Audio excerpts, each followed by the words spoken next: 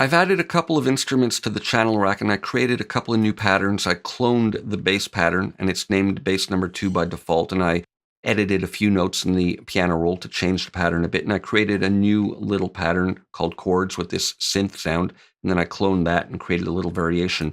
Now we're going to work with the playlist in this video, and this is a way of assembling all our patterns into a song. So first thing we need to do is switch this to song mode. So when that's lit, we're in the pattern mode as we've been working in, and when it's off, we're in playlist mode. And we can view the playlist over here, and we can get to it from one of three ways. We can right click here and that'll toggle the playlist view. If you're not viewing it, that's one way to get to it. Or we can use this icon here, or we can use F5, and I'm going to resize it here so we can see it a bit bigger. Now we can zoom and scroll, and the tools are very similar to what we saw in the piano roll. And I'm going to use the control key in my mouse wheel to just zoom a little bit so we can see a bit bigger here what we're doing. That should be fine. Now, the idea is that we use this clip pattern selector to choose a pattern clip, and then we click in an empty space inside a track, and it's that simple.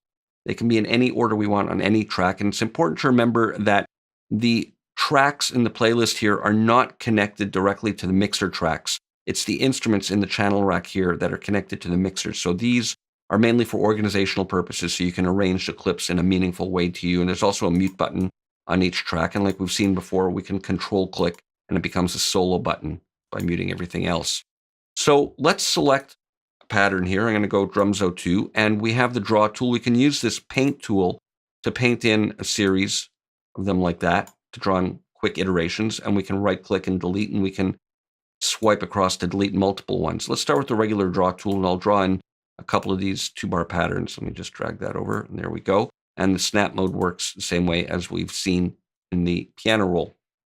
So with that done, let's select another clip. I'm going to select maybe my bass pattern, and I'll put that over here, that 2-bar bass pattern, and let's just listen to that. So now I can use the play button over here, like we saw in the piano roll. It works the same way with the playhead. We can position it where we want, and it'll start from there, and we can right-click to return to the position we started from, or right-click again to go back to the beginning, or we can just use the space bar.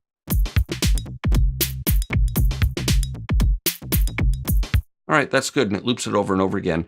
So let me select another pattern. Now I'm going to go to my 2-bar drum pattern, and I'll put one instance of that in over there. And I'm going to go to the alternate bass pattern and put that in over here. I'm just going to slide that over. So now we have a little 4-bar pattern.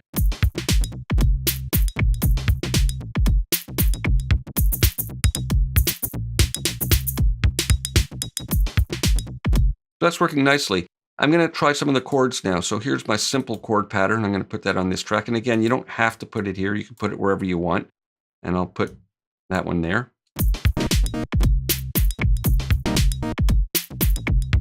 And I'll put my variation on the last two over here. I'll leave one blank maybe and put this one over here.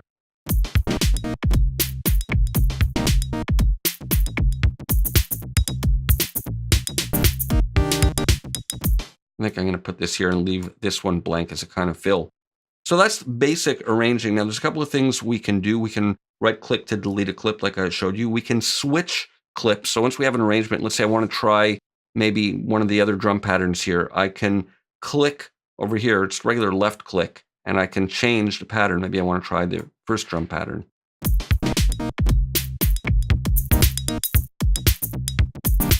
So we can switch any of them like that.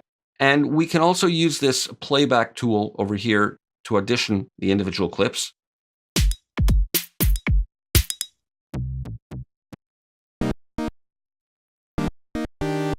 And just one little digression here, these chords, just to show you what's happening, I'm going to right click here and open the piano roll for a moment. All I did was pencil in notes like we did in the last video, but just stacked some on top of each other to get the chords.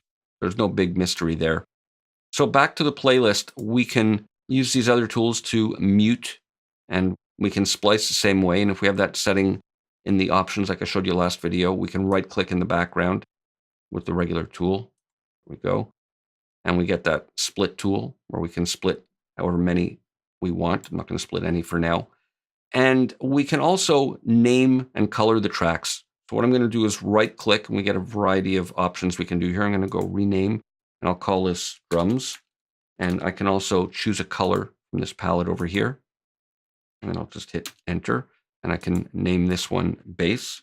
And again, you can organize these in whatever way is meaningful for you.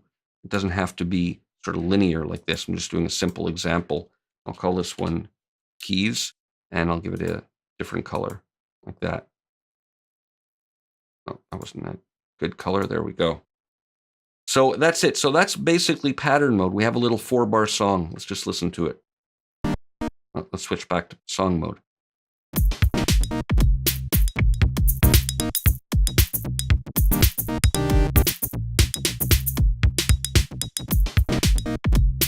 So that's working nicely. We'll continue with more in the next video.